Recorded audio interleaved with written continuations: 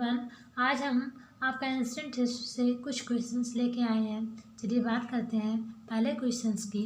तो पहला क्वेश्चन हम लेते हैं कि ऋग्वेद में उल्लेखित यौ शब्द किस कृषि उत्पाद हेतु प्रयुक्त किया गया है।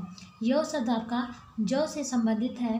आपका जौ अनाज के लिए यौ शब्द का इस्तेमाल किया जाता है। आपका यूपी प्रीवियस मेंस में पूछा गया है।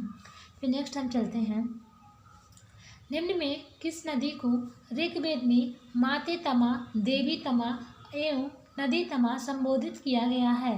तो आपका ऋग्वेद में सरस्वती नदी को हम माते तमा, देवी तमा और नदी तमा संबोधित किए हैं।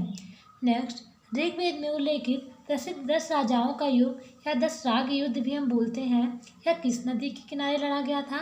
तो परष्टी अर्थात रावी नदी के किनारे। परष्टी आपका आधुनिक नाम है, रावी आपका प्राचीन नाम है। परष्टी नदी पे लड़ा गया था। नेक्स्ट, हम प्राचीन भारत में निशाका किसे कहते थे। निशाका हम स्वर्ण आभूषण अर्थात या सोने के सिक्कों को भी हम निशाका के नाम से जाने जाते थे। फिर नेक्स्ट, आरंभिक वैदिक साहित्य में सर्वाधिक वर्णित नदी आपकी कौन सी है। तो वैदिक साहित्य में सर्वाधिक वर्णित नदी आपकी सिंधु नदी है। फिर नेक्स्ट, 14वीं सदी ईस्वी पूर्व का एक अभिलेख जिसमें वैदिक देवताओं का वर्णन है आपका कहाँ प्राप्त हुआ है। तो बोगजखोई से 14वीं सदी ईस्वी पूर्व एक अभिलेख प्राप्त हुआ है जिसमें वैदिक देवताओं का वर्णन है, वो आपका बोगजखोई से प्राप्त हुआ है। मनुस्मृति मुख्यतः संबंधित है। तो मनुस्मृति में समाज व्यवस्था का वर्णन है। नेक्स्ट, ऋग्वैदिक काल के प्रारंभ में जिन निम्न में से किसे महत्वपूर्ण मूल्यवान संपत्ति समझा जाता था। तो ऋग्वैदिक काल में हम गाय को अपनी माता मानते थे। गाय सबसे मूल्यवान संपत्ति थी। फिर नेक्स्ट, हम वैदिक काल में किस जानवर को अघन्य माना गया है। हम अभी बात किए हैं मूल्यवान संपत्ति आपकी गाय थी और गाय को ही हम अघन्य का अर्थ होता है ना मारे जाने योग्य आपका। तो अघन्य आपका गाय है, इसलिए वैदिक काल में हम गाय को अघन्य मानते थे। सत्यमेव जयते शब्द किस उपनिषद से लिए गए हैं। सत्यमेव जयते आपका मुंडकोपनिषद से लिया गया है। ये बहुत इंपॉर्टेंट है। सत्यमेव जयते आपके मुंडकोपनिषद से लिए गए हैं। नेक्स्ट, वैदिक साहित्य में मोक्ष की चर्चा कहाँ मिलती है। तो उपनिषदों में इसकी चर्चा है। नेक्स्ट, हम चलते हैं कि किस एक उपनिषद में पहली बार निराशावाद के तत्व दिखाई देते हैं। तो किस एक उपनिषद में। तो आपका मैत्रायणी उपनिषद में पहली बार निराशावाद के तत्व दिखाई देते हैं।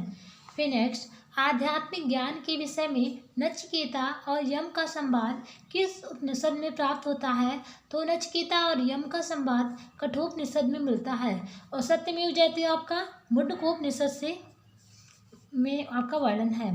यहाँ पे चलते हैं, कुछ वैदिक नदियाँ हैं उनके आधुनिक नाम।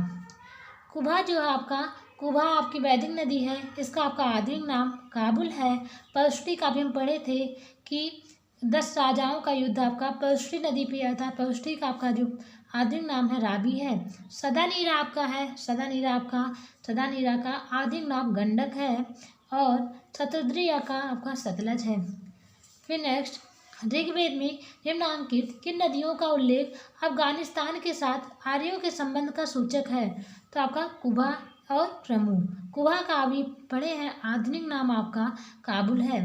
नेक्स्ट, वैदिक देवताओं में किसे उनका पुरोहित माना जाता था।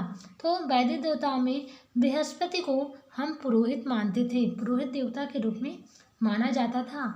नेक्स्ट, सर्वाधिक ऋग्वैदिक सूक्त समर्पित है तो आपका इंद्र को। नेक्स्ट, उत्तर वैदिक काल में किनको आर्य संस्कृति का धुर समझा जाता था। तो आर्य संस्कृति का धुर हम कुरु और पांचाल को समझते थे। फिर नेक्स्ट, एक पदाधिकारी उत्तर वैदिक काल में रत्नियों की सूची में सम्मिलित नहीं था। तो उत्तर वैदिक काल में रत्नियों की सूची में ब्राह्मणी थे, महिषी थे, सूत थे, लेकिन अष्टपति नहीं थे। नेक्स्ट, वैदिक कर्मकांड में होता या होत्री भी पूछा जाता है। होत्री का संबंध आपका ऋग्वेद से है।